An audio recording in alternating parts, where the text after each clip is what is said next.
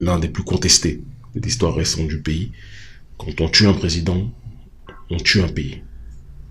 C'est important de le dire. Même si Haïti est immortel et Haïti se relèvera. Il y a tellement de choses à dire parce qu'on ne peut pas comprendre la situation présente d'Haïti si on n'est pas dans une dynamique de chercher à comprendre la genèse d'Haïti. Haïti a été proclamé, est né après une résistance noire extraordinaire. On peut citer des géants, Boukman Duty, félicité. Ces géants de la cérémonie du bois caïman sur lesquels il y aurait tant à dire. On peut citer évidemment Toussaint, l'ouverture, et surtout Jean-Jacques Dessalines. Des géants qui ont fait en sorte que Haïti est devenu le symbole de la dignité africaine et afro-diasporique dans le monde. Ils ont été les premiers au 19e siècle à dire avec autant de dignité à l'oppresseur occidental et plus particulièrement à l'oppresseur français: l'oppression est terminée. Et notre peuple a décidé de se lever. Rien que pour cela, les Africains du monde entier, du plus foncé au plus clair, quelle que soit notre classe sociale, quelle que soit notre orientation politique, quelle que soit notre religion, quel que soit notre sexe, nous avons une dette éternelle vis-à-vis d'Haïti. Et ça, je tiens à le préciser devant caméra. C'est ce crachat aux figures de la prédation économique matérialisée par l'impérialisme occidental et plus particulièrement l'impérialisme français qui a fait que jamais, depuis son indépendance, depuis la proclamation de cette première république noire, Haïti n'a été tranquille parce que l'Occident a tout fait pour que ce symbole de l'ex-esclave rebelle redevenu libre ne puisse pas contaminer les autres colonies françaises au sein de nos peuples et les autres colonies occidentales de manière générale. Il y a une sorte de consortium occidental pour faire en sorte de maintenir Haïti la tête sous l'eau. Parce qu'en maintenant Haïti la tête sous l'eau, quand d'autres nations songent à l'indépendance, on leur rappelle rapidement: vous voulez ressembler à Haïti? Vous êtes prêts à en payer le prix? Et il suffit de faire le tour des Caraïbes aujourd'hui. Martinique, malheureusement Guadeloupe, Guyane, peuple que j'aime en perdre l'esprit, toutes ces entités que je viens de citer. Quand vous leur donnez l'exemple d'Haïti, personne ne veut être indépendant. C'est ça la réalité. Parce que l'impérialisme français vous dit: le prix à payer, c'est d'être instable de manière perpétuelle comme Haïti.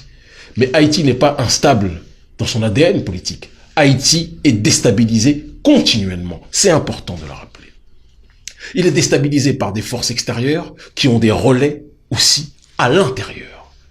Le relais à l'intérieur en termes de déstabilisation occidentale, ce sont ces familles, ces oligarchies syro-libanaises d'un côté, et aussi une classe, même si je n'aime pas moi j'ai toujours dit, et je reprends le propos de Malcolm, du plus foncé au plus clair, notre peuple est un et indivisible. C'est important de le dire. Mais il faut dire aussi que pendant la situation esclavagiste jusqu'à aujourd'hui, une caste de ce que l'on appelle de manière impropre les mulâtres, je n'aime pas ce terme, bourgeoise, a capté les richesses, les ressources du pays, d'accord, les a capturées pendant que les 3/4 de la population vivent en dessous du seuil de pauvreté. Et donc la conjonction de ces forces, les familles syro-libanaises d'un côté et la caste entre guillemets mulâtre de l'autre, a fait en sorte que ces deux entités sont devenues les oligarchies qui contrôlaient le pays. Et vous ne pouviez pas être président sans être dans la main de ces familles. Jovenel Moïse, parce qu'il faut qu'on en vienne à ce dernier, à la base est un entrepreneur agricole. Quelqu'un qui avait pour projet, paix à son âme, d'assainir l'eau. Quelqu'un qui avait pour projet de travailler la terre et de faire en sorte que cette terre, dans un pays pauvre, ou du moins appauvri comme Haïti, puisse nourrir toute la population. Parce qu'il ne faut pas qu'on se trompe. Si le maître esclavagiste a pris cette terre, a tué les populations autochtones, a déporté notre peuple pour l'emmener là-bas, c'est parce que ces terres étaient porteuses de ressources. Il faut qu'on arrête de nous faire croire que Haïti n'a rien, ceci. Ça, ce sont des inepties. C'est faux. Si Haïti n'avait rien, il n'y aurait pas eu de déportation et l'oppresseur français n'aurait pas imposé l'esclavage là-bas. Et ça, Jovenel Moïse et plein d'autres l'ont compris. Donc Jovenel Moïse, qu'on a fini par surnommer l'homme de la banane, parce que à force de travailler la terre, à force d'en faire ressortir les trésors qui permettaient de nourrir une partie de la population, Jovenel Moïse avait acquis un certain succès d'estime auprès du bas peuple. C'est à partir de là que Michel Martelly a dit à Jovenel Moïse, tu seras le nouveau candidat du parti présidentiel. Mais le problème, c'est que lorsque Jovenel Moïse accepte cette proposition, Jovenel Moïse, qu'il le veuille ou pas, accepte les tenants et les aboutissants. Parce qu'on ne devient pas président d'Haïti sans être capable d'accepter les financements des oligarchies qui volent les ressources d'Haïti. Les deux facettes de l'oligarchie prédatrice financière que nous avions citées précédemment. Et ce faisant donc, Jovenel Moïse se fait financer sa campagne et devient président de la République d'Haïti. Mais lorsqu'il arrive au pouvoir, Jovenel Moïse déclare qu'il veut lutter contre la corruption. Et malheureusement, il y a un bug dans la matrice, un bug dans la réflexion. Puisque Jovenel Moïse déclare qu'il veut lutter contre la corruption, alors que c'est malheureusement ces lobbies de la corruption qui ont contribué à faire de lui le président. Et donc, dès lors, dès le départ, dès qu'il a dit qu'il voulait lutter contre la corruption, Jovenel Moïse a vu son régime être, et ses actions politiques, être parasitées.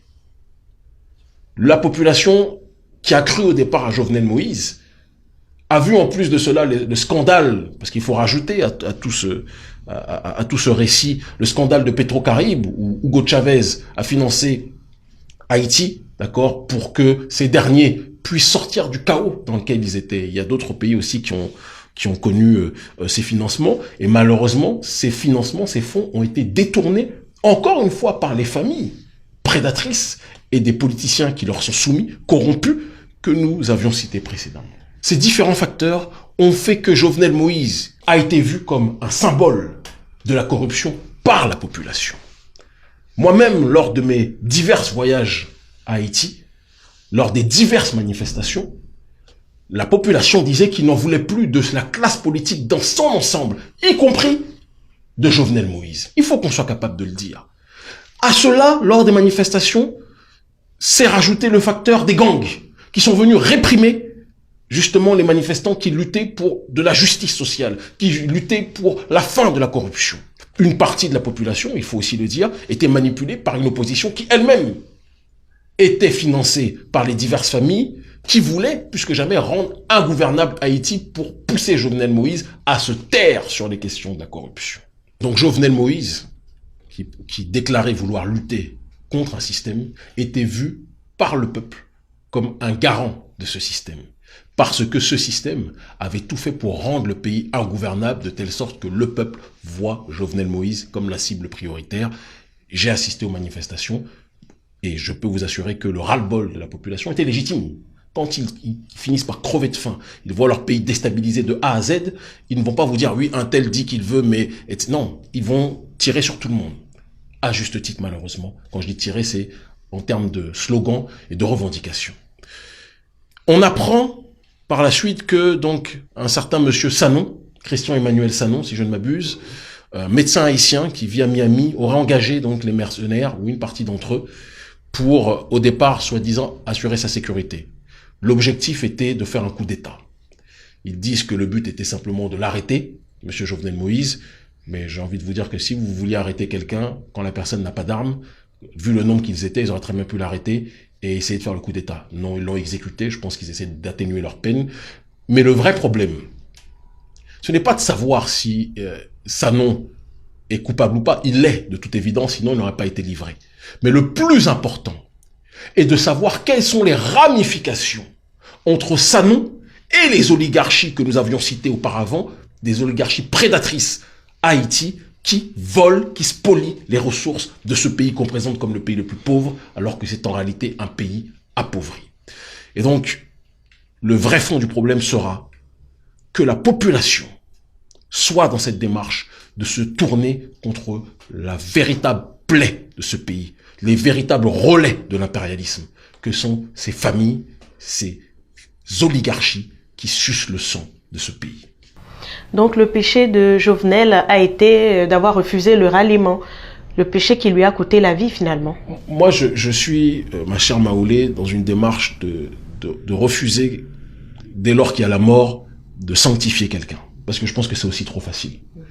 Je pense que politiquement, Jovenel Moïse avait fini par devenir inopérant dans sa capacité à changer le système. Et ça s'explique, comme on l'a dit auparavant, par le fait que, et je ne nie pas la potentialité de ses efforts, quand vous arrivez au pouvoir par une voie, et c'est ce que d'ailleurs disait le docteur Khalid Mohamed, quand vous arrivez au pouvoir par une voie, celui qui dirige n'est pas celui qui est assis sur le fauteuil présidentiel, c'est ceux qui vous ont fourni le fauteuil, qui payent le fauteuil, qui payent les factures, entre guillemets, j'entends par là, du système.